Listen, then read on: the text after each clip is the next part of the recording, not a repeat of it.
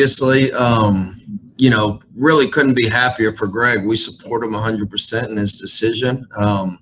We had some conversations, with him in the previous days, and knew that it was something on his mind. But at the end of the day, like I said, we support him 100% in that decision. Obviously, guys got to step up, and that's why you sign a guy like Quincy Roche and obviously Jalen Phillips from a year ago, and Jafari Harvey. It's by far our deepest position probably on the defensive side of the ball. So definitely excited about the guys that are going to be playing for this season as well. I feel really good about him. I think he's 265 pounds and did a standing backflip the other day from a standstill position. So those kind of guys don't really exist very often. So obviously athletically brings a lot to the table. Very, very smart young man. We only got to see 4 days of him in the spring as well. So we're excited to see him put it all together. And like I said, he was knocking some of the rust off early and having some of this time to really study the film and get to know our defense. Excited to see what he brings to the table this year. That's to be seen from our standpoint. I think his best football is in front of him. Like I said, knocking some of the rust off. Hadn't played in a while, but athletically, I've said it before. It's like creating a player on NCAA football when they used to have that video game. He's 6'4", 6'5", 265 pounds, very low body fat percentage, flexible. Like I said earlier, very, very smart, studies the game. So he's got all the tangibles and the intangibles, and we just got to put it together all on the field. I know going into this year, we felt really, really good with the four guys. Jafari Harvey he always is the forgotten one, and he might be the most athletic of them all. So that's always a good thing, right? And I think now we just have to figure out who that fourth and who that fifth guy is. There's a lot of talent. Jason Blissett can play inside and outside for us. Same with Jared Harrison Hunt. So I think we have, very good stable to work from. And I think those guys are going to separate themselves in fall camp. But for me to say who that guy is right now, I'd be lying to you. So I think it's going to play itself out. And, I always say it, competition makes everybody better. And as happy as we are for Greg, I know there's probably some guys in that room that could see more playing time and will probably thrive off of that situation. Awesome. Coach, we have David Furones from the Sun Sentinel. David, if you had a question for Coach Baker. Sure, Coach. Two-part question. One, just from what you've seen, your top off-season weight room performers, guys who have made the most strides in the weight room leading up to this fall camp, and also the linebacker competition next to Zach McLeod, assuming he's one of the starters. Do you see Sam Brooks as a guy that's possibly leading in that area, Avery Huff, or the linebackers that were more veteran but injured previously? How do you see that shaping up?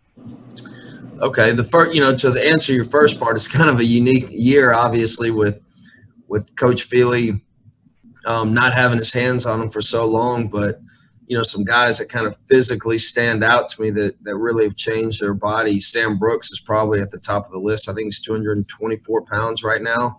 I call him Big Back. The dude looks like a Ninja Turtle carrying a shell around, man. He's really changed his body. Has really big shoulders, really wide shoulders. But did a great job, over the quarantine. BJ Jennings is another guy that comes to mind. Has really changed his body, obviously coming off an injury, but really has leaned up. I think he's probably 225 pounds, so I don't know if he's gained or lost a ton of weight, but he's definitely changed his body fat percentage. Al Blades always does a phenomenal job for us down there. Zach McLeod. I think several guys really, I was quite impressed with our physical conditioning when we came back off of the quarantine. Into the second part of the question, it's kind of like I said about defensive end. Right now, Zach McLeod's looked really good in walkthroughs. BJ Jennings, Sam Brooks, Corey Flaggs picked the defense up really, really quickly. that room is going to be so competitive. I'm so excited to watch it this fall camp, because there are so many guys that can really, take that starting job. And it's so much different, obviously, from last year, coming into a situation where we had, Shaq and Pickney, who would really entrench themselves as starters. So I think it always spices up the competition when they know that there's an open spot to take. So I'm excited to watch that group, man. I really have enjoyed being around them the last couple of weeks, and they're very, very intuitive, asking a lot of questions, and physically they can all get the job done. Coach, we have Christopher Stock from InsideTheU. Chris, if you had a question for Coach Baker. They're both doing a really good job for us. Gilbert obviously has more experience there than Keontre, but Keontre has looked really, really good early on. And we've played around with some different lineups out there. Tariq Austin Caves played there, and he's played some will for us. So it's such a unique year. We're trying to cross-train a lot of guys. I think our depth chart and really from all three linebacker positions, that could be very fluid week to week, depending on, maybe who we're playing. Also, just obviously with all the COVID precautions we have to take, you never know, from contact tracing or if someone catches it. So we're doing a good job, I think, as a coaching staff, really trying to cross-train across the board. Same at defensive line, like I mentioned earlier with Jared and Jason. And, on the back end, we're trying to rotate safety. So it'll be interesting to see how it all unfolds, but it'll be hard to pinpoint. This is our starting depth chart week to week. Coach, with Gary Furman from Canesport. Gary, if you had a question for Coach Baker. Hey, Blake, how you doing? Good. You just used the word fluid, which I think is, pretty appropriate for the whole defense. And especially now with Greg being out, you just have so many things you got to work out here. Talk a little bit about that. Talk a little bit about what you see at the defensive tackle position and the impact of not having a spring practice to just work through some of these things that you're going to have to work through. Yeah, I think obviously we're kind of that was the hand we're dealt, and there's not a lot of teams out there that got an entire spring practice, so we're kind of all in the same boat from that standpoint. But fluid, I think the team that can adjust and adapt and protect the program the best will have the best chance of winning. And what I mean by that is we've really preached to our kids of trying to form our own bubble. You see how much success the NBA is having right now, and obviously they have their own bubble. But as much as we can protect our kids and help them make smart decisions off the field, and when they are maybe around someone that's outside of the program, really practice social distancing, wearing a mask, all those good things that go into it. But yeah, I think we're going to have to be fluid. I think every team in the country is going to have to be fluid, and the teams that are the most fluid and can adapt and adjust the best are probably going to have the most success this season. Coach, can you just touch on defensive tackle real quick? I'm sorry. Yeah, there's been so much focus on the ends, Right.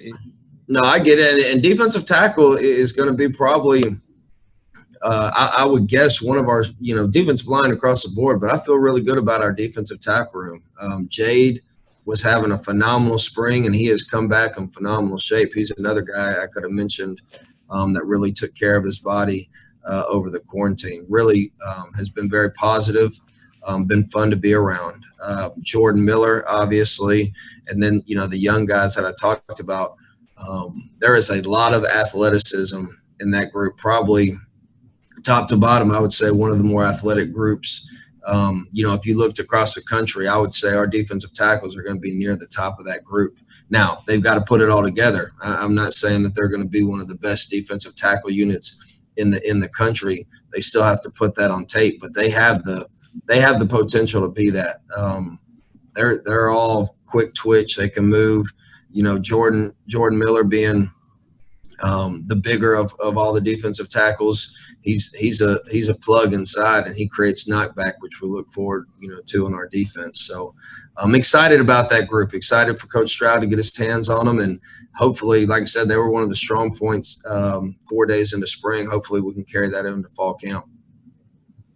Coach, we got time for a few more. We'll go to David Lake of 24/7 Sports. David, if you had a question for Coach Baker.